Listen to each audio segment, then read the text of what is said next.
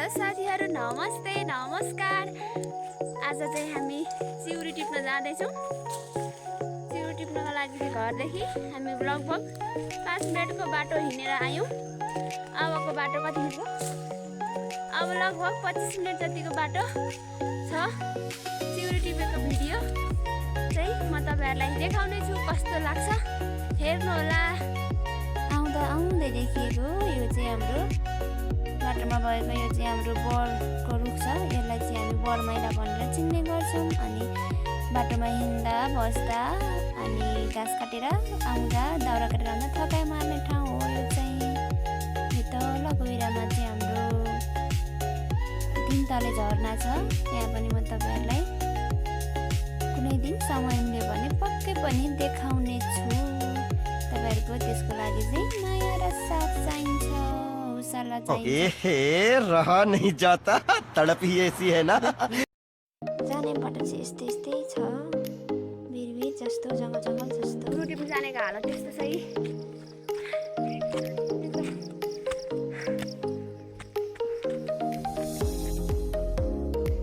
आउँदा आउँदै हामी बाटोको यो एकदम हरियाली अनि हेर्दै रमाइलो लाग्ने ठाउँ भएकोले गर्दा तपाईहरुलाई पनि पक्कै पनि मनपर्छ नै होला भनेर मैले यो भिडियो राखेँ, खिचेँ। तपाईहरुलाई कस्तो लाग्छ कमेन्ट गर्नु होला है त।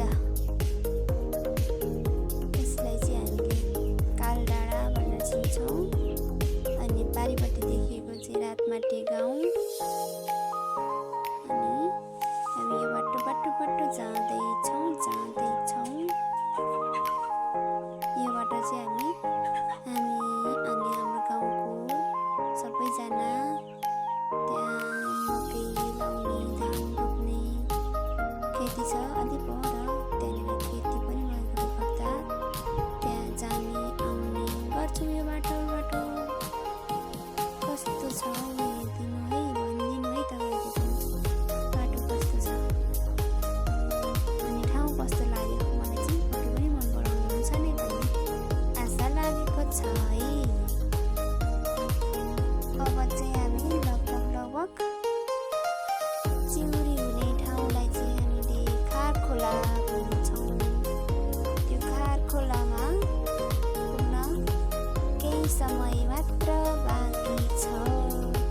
यसलाई चाहिँ छत्यो नै भनिन्छ भनेर चिनिन्छ। आइपुग्यौँ है खार खोला। यहाँ चाहिँ सङ्घर्षले खन्दै रहेछ। अनि कोदो रोपेको आजभोलिको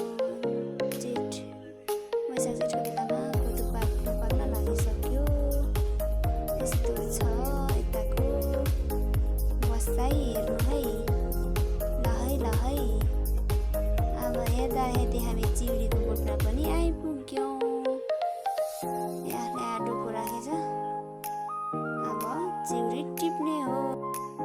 अब चाहिँ हामी चिउरी टिप्ने तर्खरतिर लाग्यौँ। अरूजना चाहिँ रुखमा चढ्नु भयो। म चाहिँ भुइँमा बटुल्नेमा परेँ। त्यसको फाइदा चाहिँ साथीहरू मैले के पाएँ भने पाकेको चिउरी भेटेँ। पहिला पनि खाएकै हो र पनि यसपालिको पहिलो पटक खाएँ। र मसँग टिप्ने साथी कञ्चन पनि थियो, दिदीको छोरी। अनि भुइँको हामीले चिउरी यसरी टिप्यौँ अनि बटुल्यौँ। टिपिसकेपछि रुखमा भएकोले पनि टिप्न सघाउनु भयो भुइँको। अनि हामीले बटुलिसकेर चिउरीलाई भारी लगायौँ। भारी बनाएर हामी चाहिँ त्यहाँबाट फर्क्यौँ चिउरी बोकेर। चिउरी टिपेर बोकेर हिँडिसक्यौँ। टाढो छ नि त बाटो होइन। यहाँनिर डोकोमा बोक्नेले डोकोमा, बोरामा बोक्ने जतिले बोरामा। यहाँनिर चाहिँ दाजै नानाहरू खन्दै हुनुहुँदो रहेछ चाहिँ।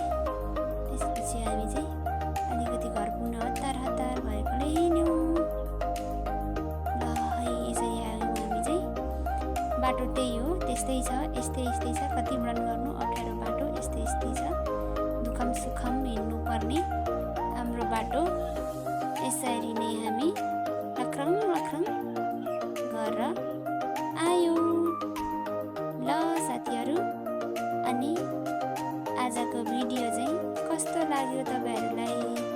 अनि मैले चिउरी टिपेको भन्दा पनि विशेष अझ तपाईँहरूलाई बाटो कस्तो लाग्यो त्यो चाहिँ तपाईँहरूले भनिदिनु होला। केही नभए हाम्रो ठाउँ चाहिँ एकदम हेर्न चाहिँ रमित लाग्दो छ भनेर आफ्नो ठाउँको आफूले बयान गर्नुपर्छ अरे कि। ल आजको भिडियो कस्तो लाग्यो तपाईँहरूले भनिदिनु होला। अनि लाइक कमेन्ट सब्सक्राइब गरिदिनु होला भन्दै छुट्टिन्छौँ, भिडियो बन्द गर्छौँ। भिडियो बनाउने म भर्खर सुरुमा छु, नयाँ छु। अनि मेरो भिडियोलाई माया गरिदिनु होला तपाईँहरूले, लाइक कमेन्ट सब्सक्राइब गरिदिनु होला। अनि भिडियो कस्तो लाग्यो, मेरो भिडियोमा कमी कमजोरी भएको ठाउँमा यस्तो छ भनेर सच्याइदिनु होला तपाईँहरूले भन्छु है त। तपाईँहरूलाई राम्रो लाग्यो भने राम्रो भनिदिनुहोस्, नराम्रो लागेको ठाउँमा यहाँनिर यस्तो छ भनिदिनु होला है त साथीहरू। सबैजना मस्त व्यस्त स्वस्थ रहनुहोस् है। By by.